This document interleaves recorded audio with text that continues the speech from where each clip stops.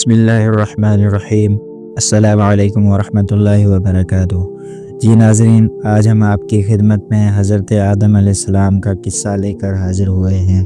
اللہ رب العزت نے جب حضرت آدم علیہ السلام کو پیدا کرنا چاہا تو حضرت جبرائیل علیہ السلام کو فرمایا کہ روئے زمین میں سے ہر رنگ کی مٹی، سفید، سرخ، سیاہ، شور و شیرین، نرم و سخت میں سے ایک مشت خاک اٹھا کر لا کہ میں ایک مخلوق پیدا کرتا ہوں۔ جب حضرت جبرائیل علیہ السلام زمین کے پاس گئے اور چاہا کہ ایک مشت خاک اٹھائے تو زمین نے پوچھا کہ کس واسطے اتنی مٹی کم کرتا ہے۔ حضرت جبرائیل علیہ السلام نے جواب دیا کہ حق تعالیٰ جل شانہ اس سے ایک مخلوق پیدا کریں گے جو زمین پر رہے گی اور ان میں نیک و بد بھی ہوں گے، عقاب اور ثواب ان کے واسطے ہوگا۔ پھر زمین نے عرض کیا کہ میں اللہ تعالیٰ کی عزت کی پناہ پکڑتی ہوں کہ تو مجھ سے مٹی نہ اٹھا، کیونکہ کچھ لوگ نافرمانی کی وجہ سے جہنم میں جلیں گے۔ حضرت جبرائیل علیہ السلام زمین کی فریاد سن کر واپس چلے گئے اور عرض کیا کہ الہی، زمین تیری عزت کی پناہ چاہتی ہے، میں تیرے نام کی عزت سے مٹی نہ اٹھا سکا۔ پھر حق تعالیٰ جل شانہ نے حضرت میکائیل علیہ السلام کو بھیجا، وہ بھی واپس آ گئے۔ پھر پروردگار عالم نے حضرت اسرافیل علیہ السلام کو بھیجا، وہ بھی اسی طرح خالی ہاتھ واپس آ گئے۔ پھر پروردگار عالم نے حضرت عزرائیل علیہ السلام کو بھیجا تو حضرت عزرائیل علیہ السلام نے زمین کی منت و زاری، رونا دھونا نہ سنا اور کہا کہ میں اللہ تعالیٰ کے حکم کو تیری منت و زاری پر نہیں چھوڑ سکتا، میں خدا تعالیٰ کا فرمان بردار ہوں۔ ملک الموت فرشتہ مٹی لے کر واپس آ گیا۔ پروردگار عالم نے روحوں کو قبض کرنے کا کام بھی اس کے سپرد کیا۔ پھر اللہ تعالیٰ نے فرمایا، اس مشت خاک کو جہاں پر اب کعبہ مکرمہ ہے وہاں رکھو۔ پھر 40 دن اس پر بارش برسائی، 39 دن غم کی بارش اور 1 دن خوشی کی بارش برسائی گئی۔ اسی واسطے ہر آدمی اکثر رنج و غم، فکر اور اندیشہ میں مبتلا رہتا ہے اور خوشی بہت کم ہوتی ہے۔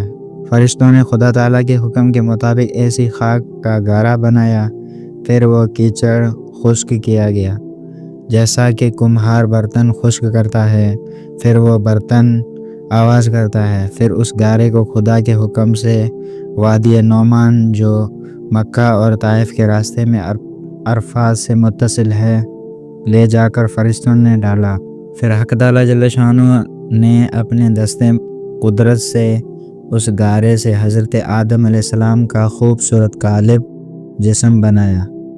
فرشتے اس قالب کو دیکھ کر حیران ہو گئے اور اس کے گرداگر پھرتے رہے، اور ابلیس بھی اس قالب کو دیکھنے آیا اور تعجب سے کہا کہ یہ جسم اندر سے خالی ہے اور جگہ جگہ خلل ہے، یہ بغیر سیر ہوئے پر نہ ہوگا، اور اگر سیر ہو جائے تو پھٹ جائے گا اور چلنے پھرنے میں سست ہوگا اور اس سے کوئی کام نہ ہو سکے گا۔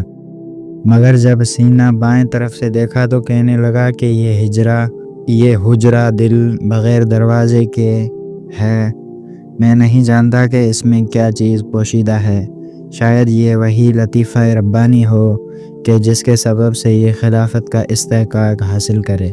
حضرت آدم علیہ السلام کے جسم میں روح داخل کرنا۔ بعض روایت میں ہے کہ وہ قالب 40 سال تک وہیں بے جان پڑا رہا۔ پھر جب پروردگار عالم جل جلالہ نے چاہا تو اس قالب میں روح کو داخل ہونے کا حکم دیا کہ ادخل ایھا الروح فی ھذہ الجسد، داخل ہو جا اے روح اس بدن میں۔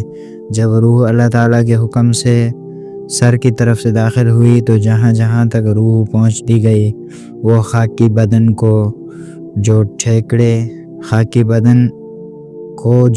ٹھیکری کی طرح تھا، گوشت پوشت ہڈی سے بدلتا گیا۔ جب روح سینے تک پہنچی تو حضرت آدم علیہ السلام نے اٹھنے کا ارادہ کیا تو وہ وہیں زمین پر گر گئے۔ حق تعالیٰ جل شانہ نے فرمایا، وَكَانَ الْإِنسَانُ عَجُولًا، یعنی پیدا کیا گیا انسان جلد باز۔ پھر اسی حالت میں حضرت آدم علیہ السلام کو چھینک آئی۔ الہام الہی سے حضرت آدم علیہ السلام نے کہا الحمدللہ، یعنی سب تعریفیں اللہ تعالیٰ کے لیے ہیں۔ اس کے جواب میں پروردگار جل جلالہ نے فرمایا یرحمک اللہ، یعنی تجھ پر اللہ تعالی رحم کرے۔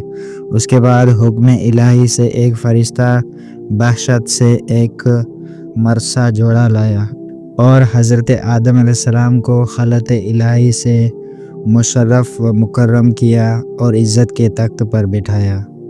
وہ جمعۃ المبارک کا دن تھا۔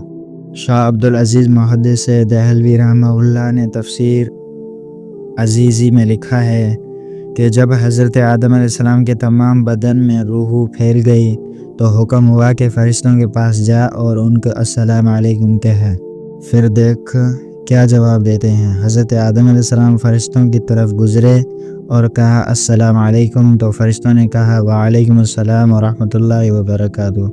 حکم ہوا کہ یہی کلمات تحیت تیرے اور تیری اولاد کے لیے ہم نے مقرر کیے ہیں۔ حضرت آدم علیہ السلام نے عرض کیا کہ خداوند میری ذریت کیا ہے؟ فرمایا کہ تیری ذریت میرے دونوں ہاتھوں میں ہے، ان دونوں ہاتھوں میں سے جس کو تو چاہے اسی میں سے پہلے تجھ کو دکھلاؤں۔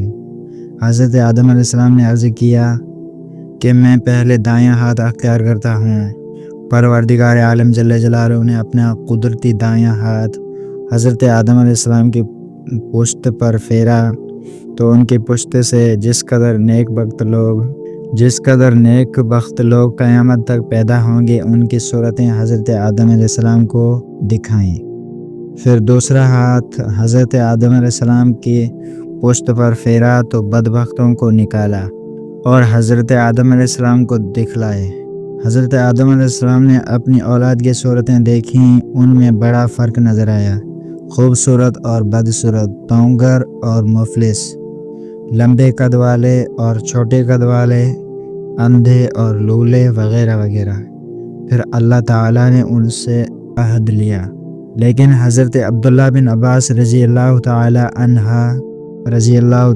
عنہما جو بروایت قوی امام احمد و نسائی و حاکم نے نقل کیا ہے کہ یہ عہد و اقرار جب حضرت آدم علیہ السلام کو جنت سے زمین پر اتارا گیا تھا اس وقت لیا گیا، اور مقام اقرار وادی نعمان ہے جو میدان عرفات کے نام سے مشہور ہے۔